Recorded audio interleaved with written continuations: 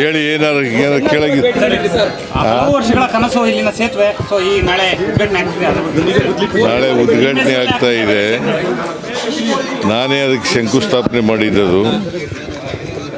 ಅದು ನನ್ನ ಕೈನಿಂದಲೇ ಉದ್ಘಾಟನೆ ಆಗ್ತಾ ಇರ್ತಕ್ಕಂಥದ್ದು ಭಾಳ ಸಂತೋಷದ ವಿಚಾರ.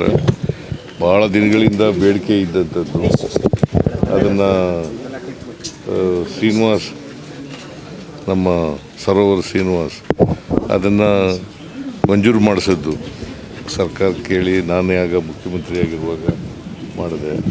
ಮತ್ತು ಈಗ ಮುಖ್ಯಮಂತ್ರಿ ಆಗಿರುವಾಗ ನಾನು ಉದ್ಘಾಟನೆ ಮಾಡ್ತಾಯಿದ್ದೆ. BJP-ಯವ್ರ ಕಾಲದಲ್ಲಿ ಅದು ವಿಳಂಬ ಆಗೋಯ್ತು, ಏನಾಗಲಿಲ್ಲ.